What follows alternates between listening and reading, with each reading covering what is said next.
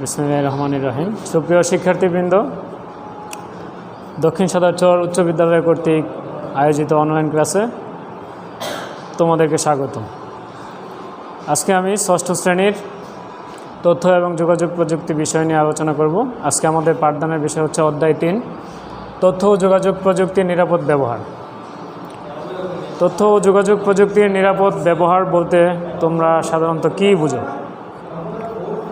তথ্য ও যোগাযোগ প্রযুক্তি শুধু নয়, আমরা যে কোনো যন্ত্রপাতি যদি ব্যবহার করি তাহলে একটা যন্ত্রের একটা ম্যানুয়াল থাকে, ওইটার সাথে ম্যানুয়াল কী করে নির্দেশনা প্রদান করে ওই যন্ত্রটাকে কিভাবে ব্যবহার করতে হবে। একইভাবে তথ্য ও যোগাযোগ প্রযুক্তির যেই যন্ত্রপাতিগুলো আছে সেগুলোর ব্যবহার, নিরাপদ ব্যবহার, কিভাবে ব্যবহার করলে এটাকে সর্বোচ্চ পারফরম্যান্স আমরা এটা থেকে পাবো, কিভাবে ব্যবহার করলে যন্ত্রটা স্বাভাবিকভাবে কাজ করতে পারবে, সেই সম্পর্কে আমরা আজকে জানব। তো প্রথমে এই অধ্যায়ের শুরুতে আমাদের যে পাঠটা আছে সেটা হচ্ছে যন্ত্রপাতি রক্ষণাবেক্ষণ। যন্ত্রপাতি রক্ষণাবেক্ষণ আমরা কম্পিউটার সংশ্লিষ্ট যন্ত্রপাতি পড়ে আসছি। অধ্যায় 1-এ আমরা বিভিন্ন ধরনের যন্ত্রপাতির সাথে পরিচিত হয়েছি। তার মধ্যে কম্পিউটারের যে যন্ত্রপাতিগুলো আছে তার মধ্যে আমরা পরিচিত হয়ে হচ্ছে মনিটরের সাথে,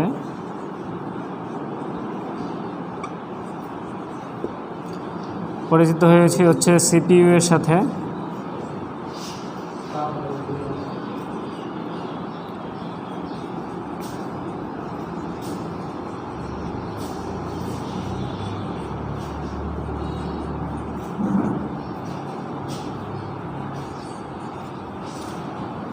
সাধারণত আমরা এরকম কিছু যন্ত্রপাতির সাথে পরিচিত হয়েছি প্রথম অধ্যায়ে।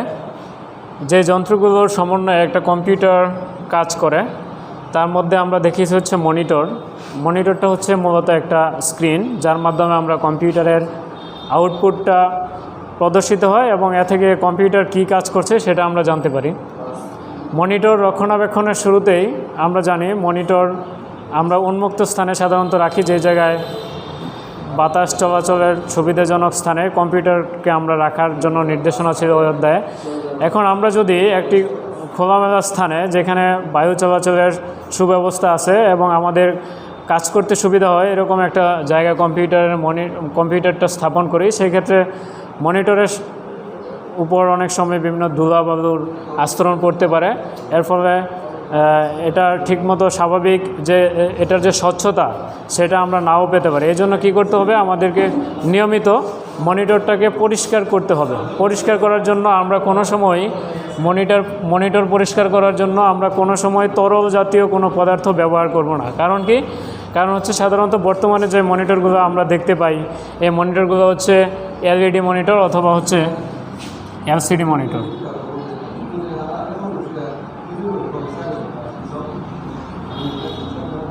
এলসিডি এবং এলইডি মনিটর মূলত আমরা এখন দেখতে পাই। এই মনিটরগুলোর একটা বিশেষত্ব হচ্ছে বা বৈশিষ্ট্য হচ্ছে মনিটরগুলো আকারে ছোট হয় এবং সিআরটি মনিটর থেকে বা পূর্ববর্তী যে মনিটরগুলো ব্যবহৃত হতো পূর্বে সেগুলো থেকে এগুলোর পারফরমেন্স অনেক ভালো হয়। এখন এখানে এলসিডিটা হচ্ছে লিকুইড ক্রিস্টাল ডিসপ্লে, এটার মূলত লিকুইড নিয়ে কাজ করে। এখন আমি যদি এটার মধ্যে কোনো তরল পদার্থ প্রবেশ করাই সেই ক্ষেত্রে কি করবে, যন্ত্রটি নষ্ট হয়ে যাবে। এজন্য আমাদের অবশ্যই খেয়াল রাখতে হবে যাতে মনিটরগুলো পরিষ্কার করার সময় কোনো তরল জাতীয় পদার্থ দিয়ে আমরা পরিষ্কার না করি। তরল জাতীয় পদার্থ দিয়ে পরিষ্কার করলে কী হবে, আমাদের যন্ত্রটা নষ্ট হয়ে যাওয়ার সম্ভাবনা আছে। একইভাবে মনিটরের স্ক্রিনের উপর জোরে চাপ দেওয়া থেকে আমরা বিরত থাকবো পরিষ্কার করার সময়। কারণ চাপ দিলে কি হবে, এলইডিতে আমরা লাইট ইমিটিং ডায়োড, এটার ভিতরে যে লাইটগুলো থাকে অতিরিক্ত প্রেশারের ফলে এই লাইটটি নষ্ট হয়ে যেতে পারে। সেজন্য যদি আমরা মনিটর রক্ষণাবেক্ষণের দিকে একটু লক্ষ্য করি, আমাদের দুইটা জিনিস অবশ্যই লক্ষ্য রাখতে হবে। একটা হচ্ছে যেন অতিরিক্ত চাপ প্রয়োগ না করা হয় পরিষ্কার করার সময় এবং যেন কোনো তরল পদার্থ দ্বারা এটাকে পরিষ্কার করা না হয়। তাহলে কি হবে, আমাদের এই যন্ত্রটা বা মনিটরটা নষ্ট হয়ে যাওয়ার একটা সম্ভাবনা থাকে। তারপরে আসি হচ্ছে সিপিইউ। সিপিইউ আমরা পড়েছি, সিপিইউকে সাধারণত কম্পিউটারের মস্তিষ্কের সাথে তুলনা করা হয়। সিপিইউ মানে কি পড়েছিলাম আমরা, সেন্ট্রাল প্রসেসিং ইউনিট। এটা একটা অ্যাব্রিভিয়েশন।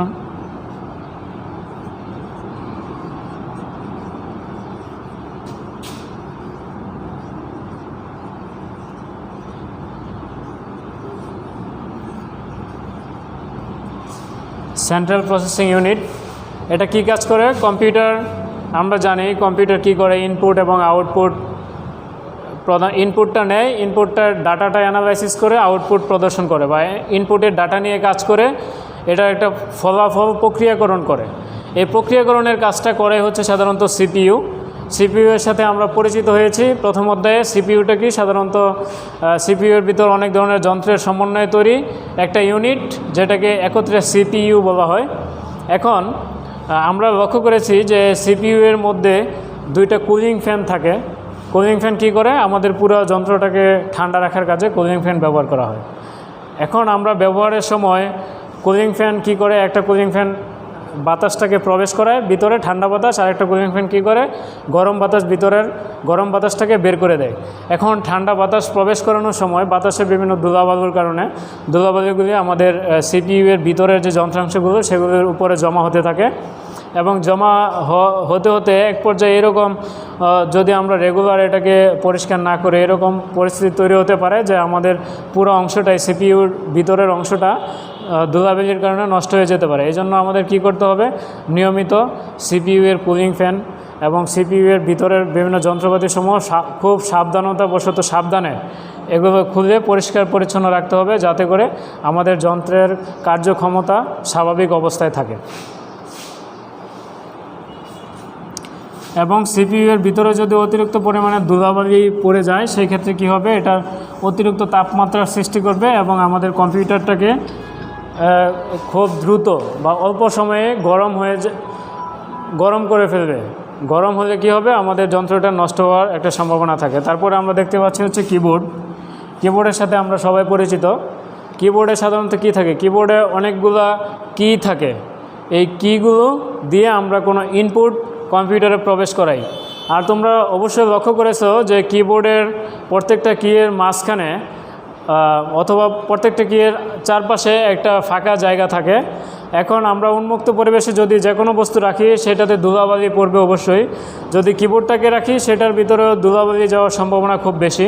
এই জন্য আমরা কিবোর্ডগুলো নিয়মিত, অন্ততপক্ষে মাসে একবার হলেও এটাকে পরিষ্কার করব। পরিষ্কার করার জন্য আমরা কি করব? পরিষ্কার করার জন্য আমরা কিবোর্ডটাকে পরিষ্কার করার জন্য কটন বার ব্যবহার করতে পারি, অথবা আমরা এটাকে উল্টিয়ে নরম কাপড় অথবা টিস্যু দিয়ে এটাকে পরিষ্কার করে নিতে পারি। পরিষ্কার করলে কী হবে?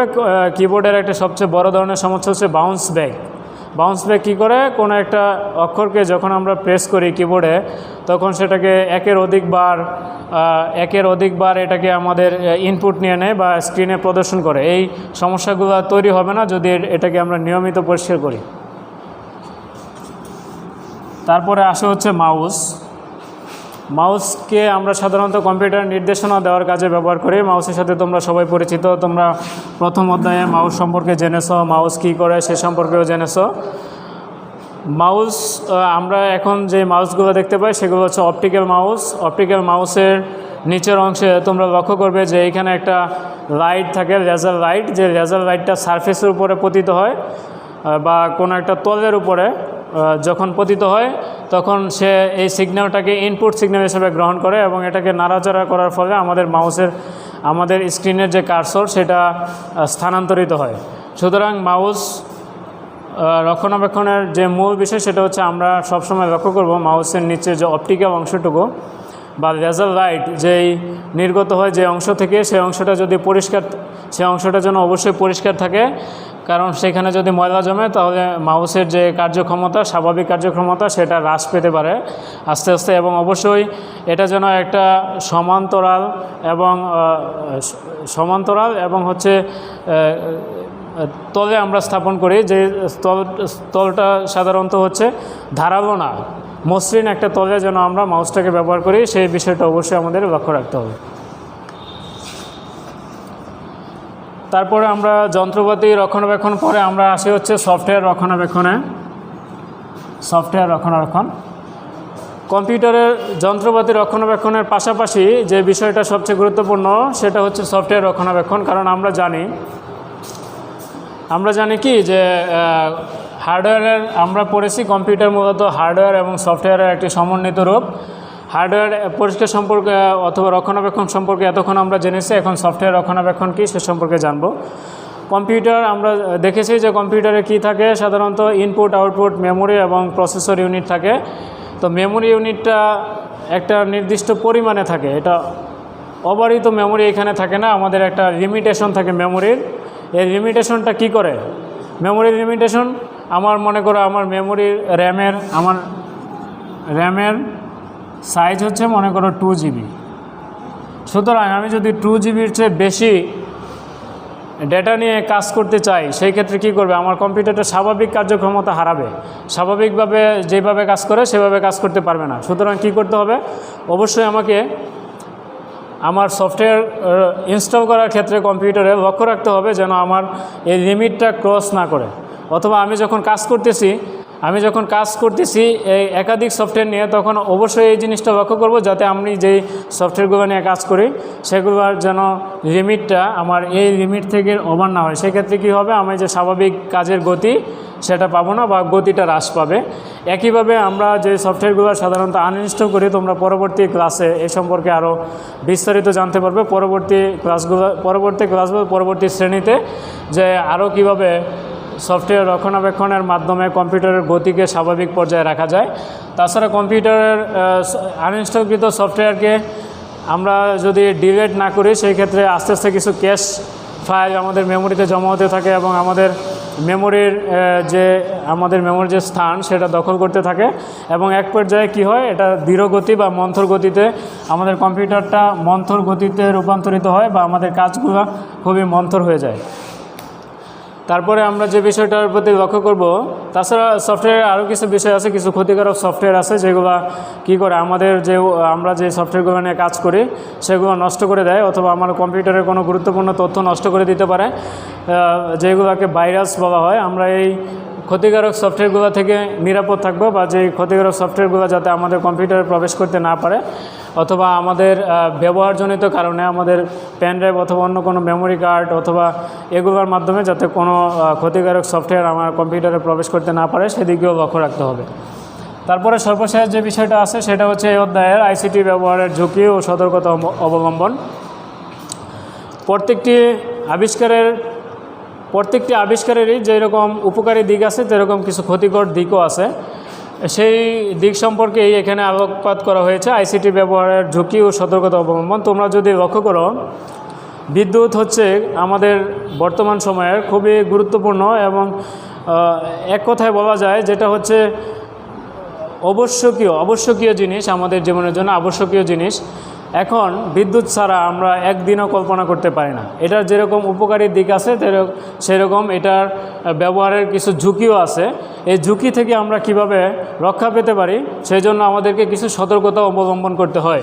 একইভাবে আইসিটি যেই যন্ত্রপাতিগুলো আছে সেগুলো ব্যবহারের ক্ষেত্রেও আমাদের কিছু ঝুঁকি আছে এবং এই ঝুঁকি থেকে বাঁচার জন্য আমাদের কিছু সতর্কতা অবলম্বন করতে হবে। যেরকম ঝুঁকিগুলো কি, আমরা যখন বৈদ্যুতিক সংযোগ দেই কম্পিউটারে, তখন আমরা অবশ্যই লক্ষ্য করব আমরা যেইখানে সংযোগটা দিচ্ছি সেই নিরাপদ সংযোগ হচ্ছে কিনা, আমাদের কম্পিউটারের সাথে বিদ্যুতের নিরাপদ সংযোগটা হচ্ছে কিনা এটা আমাদের লক্ষ্য রাখতে হবে। তাছাড়া উপরের দুইটা অংশ অবশ্যই আমাদেরকে লক্ষ্য রাখতে হবে, যেরকম যন্ত্রপাতির রক্ষণাবেক্ষণ, সফটওয়্যার রক্ষণাবেক্ষণ, এগুলোর দিকেও নজর দিতে হবে। কারণ যদি এগুলোর দিকে নজর না দেই, আমাদের অসাবধানতা বশত কী হতে পারে, আমাদের যন্ত্রটা নষ্ট হতে পারে যদি অতিরিক্ত পরিমাণে ধুলাবালি পড়ে, আমাদের ব্যবহারের কারণে যদি ক্ষতিগ্রস্ত যাতে না হয় সেদিকে আমাদের অবশ্যই সতর্কতা অবলম্বন করা উচিত।